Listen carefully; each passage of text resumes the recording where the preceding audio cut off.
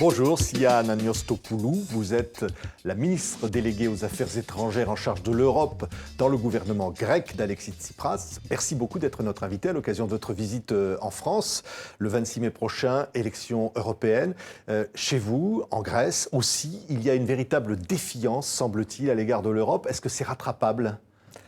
Et tout d'abord, je vous remercie de votre invitation. Il y a un problème avec l'Europe.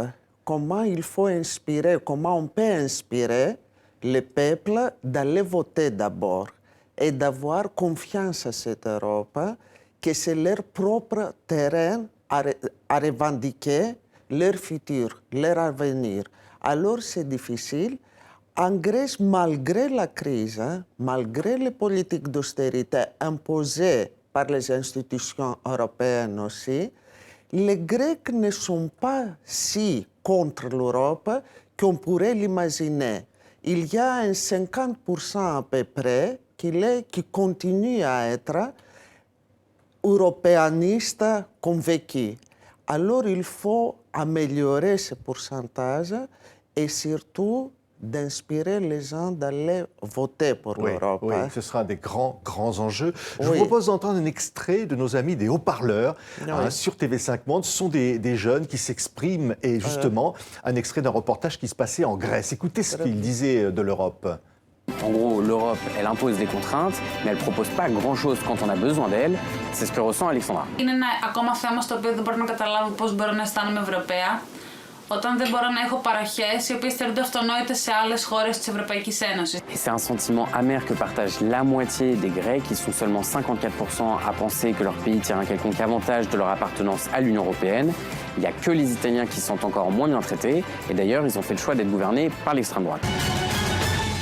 Voilà, et donc on voit bien d'ailleurs que l'extrême droite chez vous est très puissante, c'est Obdoré, un parti comme en France Marine Le Pen et le Rassemblement national qui apparaît en tête désormais dans les sondages. C'est aussi ça la réalité de cette élection ? Oui, bien sûr.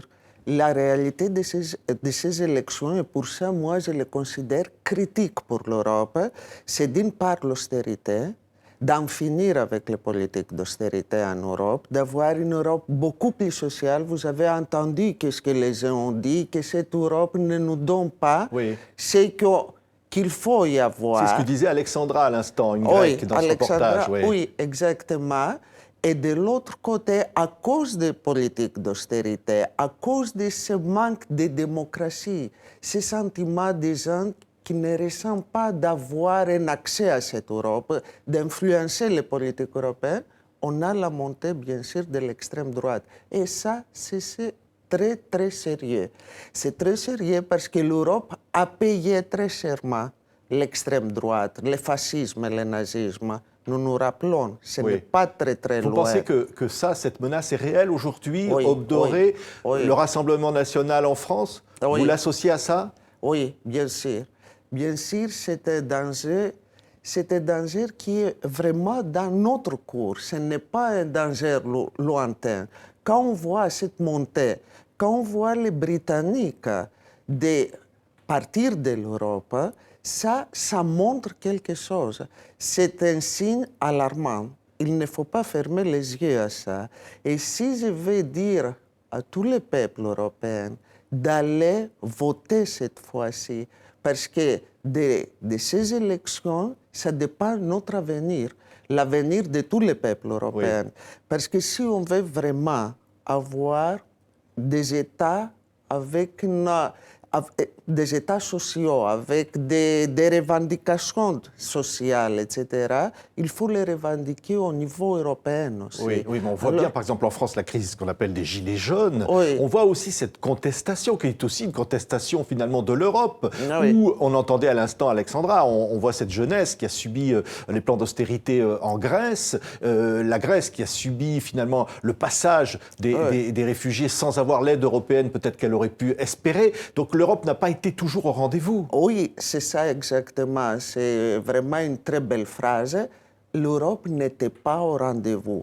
Parce que si on voit une exode massive des pays européens du Sud, de Grèce, de Portugal, d'Espagne, vers de la jeunesse, vers d'autres pays européens, parce qu'ils ne voyaient pas leur avenir à leur propre pays, si on voit le phénomène des réfugiés et des migrations, et il n'y avait pas une réponse solidaire de la part de l'Europe, alors les gens s'éloignent parce qu'ils ne voient pas cette Europe d'être présente dans leur vie quotidienne. Et la politique, c'est ça, d'être présent dans la vie quotidienne des peuples. Vous avez dit pour les revendications des gilets jaunes, etc. Il y a toujours un mécontentement ces dernières années des sociétés parce qu'elles se sentent qu'elles ne peuvent pas avoir un accès au pouvoir. Ils disent qu'il y a des décisions qui se prennent à Bruxelles, nous on ne peut pas intervenir, alors on s'éloigne, ou il y a des partis de l'extrême droite avec ce langage très imaginaire qui n'existait pas. S'ils disent l'État fort, l'État-nation fort, ça n'existait pas, c'est passé. Alors, au lieu de regarder, de construire l'avenir, on regarde, à travers ces partis de l'extrême droite, à un passé qui n'existait pas de toute façon et on perd l'avenir. Et pour ça, je veux dire au peuple européen, de voter pour l'extrême droite, c'est de s'abstenir de l'avenir, de tourner le dos à l'avenir, parce que ce passé n'existe pas. Alors on veut rétablir un passé de toute façon imaginaire, au lieu de regarder et de revendiquer l'avenir. Mais on voit bien, Madame la Ministre, que l'Europe, la question même d'Europe n'est pas présente dans la campagne électorale où on parle de sujets nationaux. En France, on sent que ça va être un test pour Emmanuel Macron. On a l'impression que l'Europe n'intéresse pas, l'Europe ne mobilise pas. Écoutez, M. Simonet, c'est normal, en quelque sorte. Parce que si pour cette Europe, on parle toujours d'une langue complètement technocratique, comment on peut inspirer les gens de voir cette Europe? L'Europe est devenue une rhétorique complètement technocratique, avec un langage que personne ne peut pas comprendre, au lieu de montrer que cette Europe, c'est notre champ commun pour revendiquer notre vie sociale, notre vie culturelle, notre vie économique, notre avenir enfin. Alors c'est difficile. Il faut changer la façon dont nous, les politiciens, affrontons l'Europe. Un mot, à Paris, vous avez une réunion avec le ministre des Affaires étrangères, je crois, et le ministre de la Culture concernant Notre-Dame.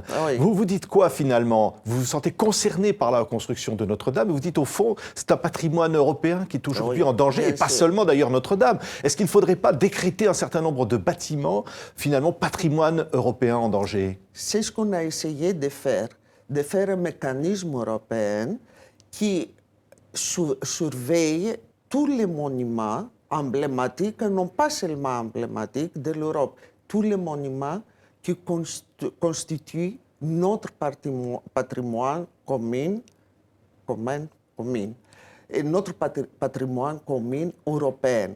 Parce que, vous savez, nous étions tous infligés par Notre-Dame de Paris. Et même les gens qui n'ont jamais visité Paris, ils étaient infligés parce qu'ils avaient lu. Ils avaient lu Victor Hugo. Ils ont vécu parce que Notre-Dame de Paris, Acropole, d'autres monuments... On considère que c'est un patrimoine européen, c'est ça? C'est nos repères, point de repères de notre conscience, de notre existence. Quand je dis que je suis grec, d'être grec, ce n'est pas seulement l'Acropole, bien sûr, que c'est le centre d'autres monuments. C'est aussi Notre-Dame de Paris, c'est aussi Colosseum à Rome, c'est aussi d'autres monuments. Donc tous ces monuments devraient être classés patrimoine européen et finalement protégés par l'ensemble des États européens. Exactement.